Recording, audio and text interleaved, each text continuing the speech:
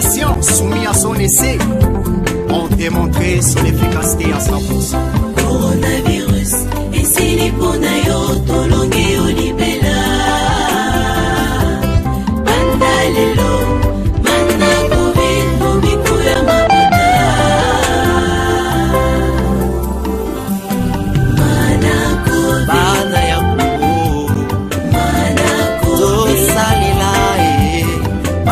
Le centre de recherche pharmaceutique de l'Ouozi, Manadiar Manalaria, a reçu la visite des experts d'une commission mixte composée des experts de l'Organisation mondiale de la santé, au sans sigle, du Centre africain pour la surveillance et la prévention de maladies, CDC en sigle, et d'experts du HEACT, qui est le comité consultatif régional sur la médecine traditionnelle pour la réponse à la COVID-19. Cette délégation mixte est venue s'enquérir des avancées de la recherche scientifique en République démocratique du Congo sur la COVID-19. Après avoir été reçue par les officiels et l'université de Kinshasa, elle s'est entretenue également avec 2 producteurs locaux des anti-Covid, parmi lesquels le centre de recherche pharmaceutique de l'Ouozi, qui a mis au point le Manacovid, le premier médicament homologué en République démocratique du Congo depuis le 24 novembre 2020, après avoir suivi le cursus normal.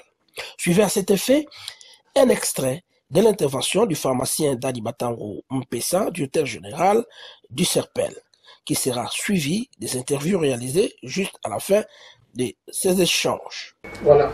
En septembre 1979, alors qu'il parachevait sa formation de maîtrise en sciences pharmaceutiques à l'Université de Montréal au Canada, le pharmacien Étienne Flaubert Mpessa se mit à élaborer le projet initial et fondamental qui eut à motiver la fondation d'une initiative de recherche scientifique en milieu rural, précisément à la cité de l'Ouozi, chef-lieu du territoire portant le même nom, dans la province du Congo central. Cette initiative originale dans la région prit l'appellation que nous connaissons aujourd'hui, Centre de recherche pharmaceutique de l'Ouozi, en sigle CRPE. Le projet initial et fondamental fut intitulé Contribution à l'élaboration des méthodes d'analyse et à l'étude de stabilité des préparations médicamenteuses. Nous voulons toujours ramener aux premières images que nous avons. Ça, c'est le premier herbarium que nous avions eu à construire là-bas au village de l'Ouozi. Il y en a plusieurs du genre, pour sécher les drogues. Donc, les drogues végétales de médecine traditionnelle retenues furent celles ayant l'origine d'études scientifiques antérieures et par lesquelles il existait des données, pour lesquelles il existait des données cliniques, galéniques et ou chimiques jugées fiables au plan scientifique. Il fut ancien boursier de l'OMS, l'Université de Montréal. Le promoteur a exercé les fonctions suivantes. Il a été ancien professeur du cours de fabrication des médicaments et directeur de l'école d'assistants en pharmacie de l'Institut d'enseignement médical IM de Kinshasa de 1971 à 1977, avant son départ pour le Canada. Il est l'inventeur de plusieurs médicaments, c'est une vingtaine, mais les mieux connus sont ceux qui sont sur le marché. Il y a le Manadiar et le Manalaria qui disposent déjà des AMM au niveau du ministère de la Santé. Il est l'auteur d'une centaine de publications. On n'avait pas pu étaler tous les ouvrages ici. Il est l'inventeur du médicament Manacovid. Madame Mpessa est un pharmacien inscrit au tableau de l'ordre des pharmaciens sous le numéro SNOP 009/51. Il est de la section B, c'est-à-dire la section industrie. Il est détenteur d'un certificat d'exercice de la pharmacie du Conseil provincial de l'ordre du Congo central et le CERPEL est couvert par l'arrêté d'agrément du ministère de la Recherche scientifique. Thank you very much for your presentation.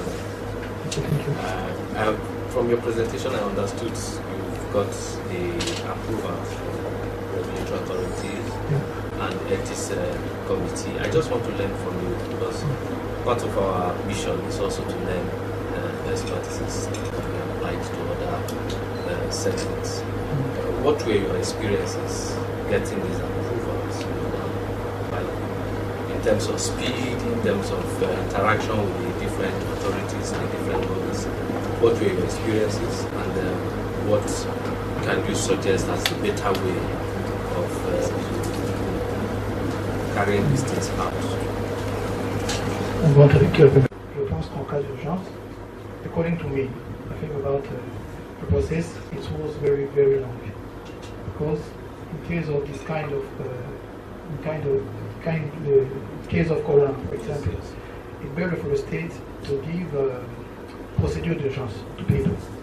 But since le 14 avril jusqu'au 14 avril 2020 et au 24 novembre, pour un médicament qui agit dans tout le stade, pour un médicament qui a ses évidences cliniques, comme vous les appelez, j'estime que c'est trop long, pendant que les gens sont en train de mourir. Voyez, quand c'est comme une guerre qui se déclare, là, on ne va pas se mettre avec des choses. En Ukraine, il y a une ville qui vient d'être reprise à côté de Kiev parce que les gens se battent localement pour le posséder. C'est une arme qu'on avait à la main et je pense que, according to me, it was a very long time. I think more than 8 months before getting the allowing, it's very, very long. You know, when they first talk about COVID-19, most people, we cannot hide it. Most people know that they could do business with Corona. Most people were against any people who were working against Corona. I'm just talking here.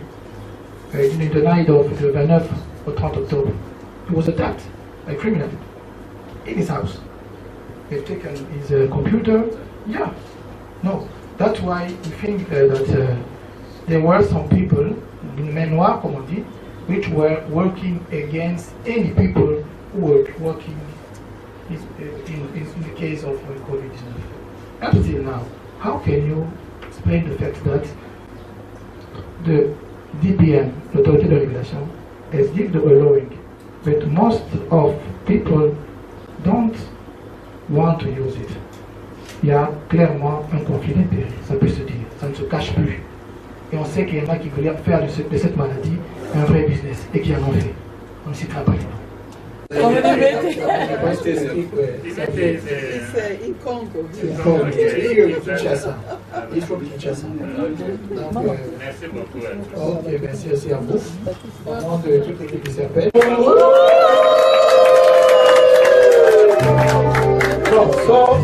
Je ne sais pas, il y avait quelque chose.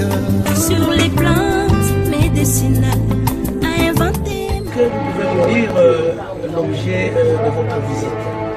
Alors, comme vous savez, avec la COVID-19, les pays ont développé des solutions endogènes pour lutter contre la COVID-19, notamment des thérapeutiques à partir de la médecine traditionnelle. Donc nous sommes venus voir les progrès que le Congo a fait dans ce domaine et on a appris que ce centre développait un produit appelé Menacovid. Donc nous sommes venus échanger avec les responsables de ce centre pour voir comment ça se passe, les difficultés qu'ils rencontrent, et quelles sont les étapes pour le futur et comment ils peuvent collaborer avec l'Organisation mondiale de la santé qui reste à la disposition du pays pour appuyer le développement des produits pharmaceutiques.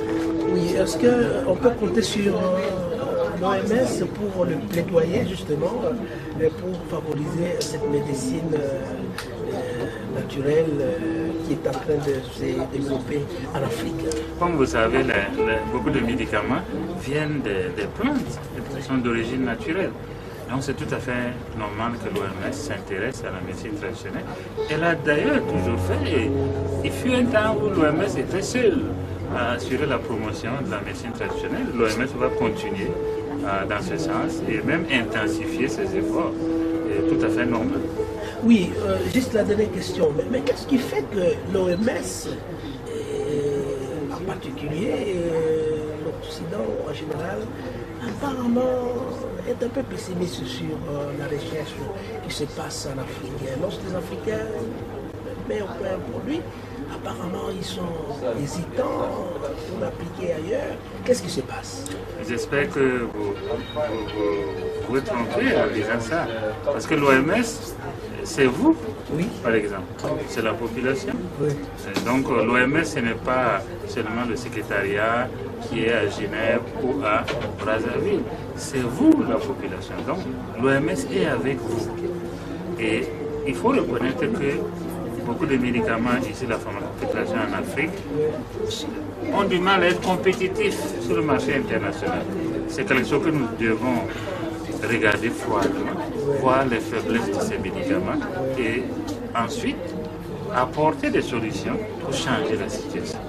Et nous devons le faire avec vous. Ok, on vous remercie. Merci beaucoup. D'abord, je dirais que nous sommes ici pour documenter les bonnes pratiques et aussi pour voir s'il y a la collaboration entre les parties prenantes, mais aussi d'identifier les défis en vue de développer le plan d'action national pour renforcement des capacités des chercheurs de la programme de la médecine traditionnelle, y a compris des praticiens. Et nous sommes venus ici effectivement pour discuter parce qu'on a l'information que l'Institut avait envoyé à l'Organisation mondiale de la santé qui avait fait la recherche sur Manacovid.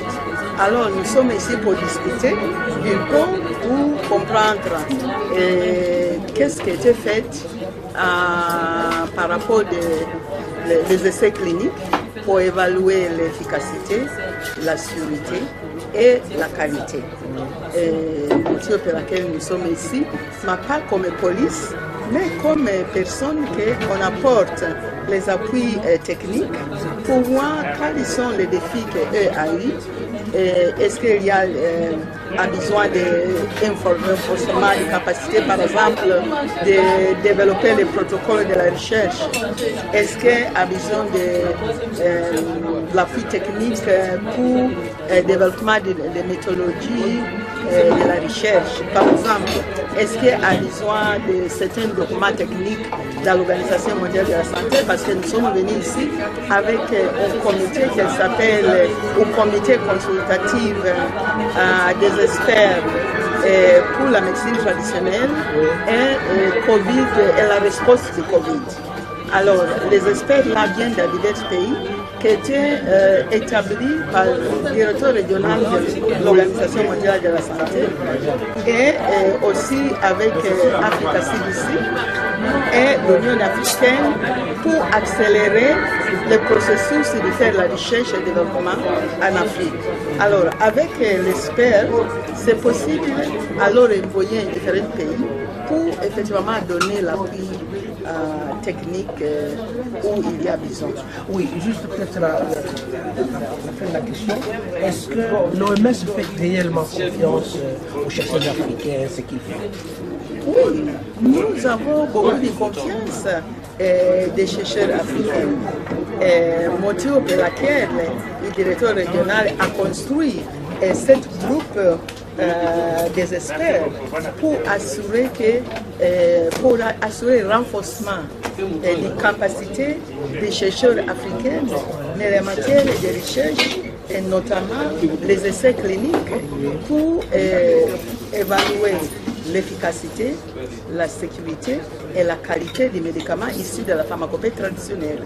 Parce que ça sont les critères même pour les médicaments modernes. Nous avons 47 pays et chaque pays, il y a les chercheurs. Et comme vous avez entendu, une de mes collègues coordonne la recherche et développement et innovation dans les 47 pays. Alors pour dire que l'OMS a confiance des chercheurs africains, nous voudrons avoir des solutions qui viennent de nous-mêmes africaines, motif pour laquelle nous promouvons la médecine traditionnelle pour chercher les solutions à travers la médecine traditionnelle. Ça sera vraiment une fierté. C'est nous allons trouver aux médicaments issus de la pharmacopée traditionnelle qui viennent de l'Afrique pour sauver l'agent, la population en Afrique. Effectivement, ça sera une bonne chose. Il est à noter qu'après cette visite, la délégation des experts de cette commission mixte conduite par le professeur Jean-Baptiste Nikiema de l'Organisation mondiale de la santé, a organisé une séance de restitution le 31 mars 2022 à l'hôtel Béatrice en présence de certains officiels de notre pays, le ministre de la Défense, le directeur de cabinet du ministre de la Santé et le représentant de l'Organisation mondiale de la santé en République démocratique du Congo. Tout en remerciant les efforts consentis par les chercheurs congolais dans la lutte contre la COVID-19, la commission mixte a fait des recommandations aux producteurs locaux et se disant prête à accompagner la recherche en République démocratique du Congo. Autre recommandation pour le gouvernement, c'est de renforcer les institutions de recherche pour la conduite d'essais précliniques sur la COVID-19, ce qui va permettre de faire un screening, faciliter le screening de recherche et sélectionner vraiment celles qui peuvent répondre aux critères d'essais cliniques. Alors, quand on regarde le protocole d'essais cliniques, certains ont été comparés au traitement standard, alors que le traitement standard, tel que l'hydroxychloroquine et l'azithromycine, n'est plus à l'ordre du jour, parce que c'est vraiment démontré que ce n'est pas efficace. Même la semaine dernière, il y a une publication qui est sortie là-dessus. Nous venons de nous entretenir avec une délégation mixte qui est composée des experts de l'OMS, du CDC qui est une agence de l'Union africaine ainsi que du RIAT. Et nous sommes venus s'enquérir sur l'état de l'avancée de nos recherches sur la COVID-19. Vous savez que depuis 2020, le CRPN a mis sur point un médicament, c'est le Manacovit contre la COVID-19, après avoir suivi tout le cursus normal pour l'homologation des médicaments. D'ailleurs, le Manacovit a été le tout premier médicament à être homologué contre la COVID-19. Les experts de cette commission mixte sont venus en fait s'enquérir de l'état de nos recherches. Ils nous ont fait quelques recommandations et à l'heure où la pandémie est en train de sévir dans beaucoup de pays, de ressurgir dans beaucoup de pays, il est impérieux que l'Afrique aussi puisse présenter ses propres solutions à ce fléau qui semble ne pas se terminer de sitôt. Et le Manacovit est présenté comme une des alternatives incontournables dans la lutte contre la pandémie à COVID-19 dans notre pays, la RDC. Les experts nous ont aussi montré les limites de certaines thérapies, notamment le schéma chloroquine-azithromycine, qui s'est, selon les dernières études, selon les dernières recherches, avéré inefficace ou ayant beaucoup de failles. En tout cas, la toxicité s'est même révélée dans le cas de ces associations-là. Et je pense qu'ils vont s'entretenir dans les prochains jours avec nos autorités pour voir comment revoir aussi ce schéma national qui semble être dépassé puisque beaucoup de pays ne l'utilisent plus. D'ailleurs, l'OMS ne commande plus ce schéma aux autres pays. Batata babi qui n'a coronavirus, maman babi qui n'a bokonoyo, bilingi pe banatos.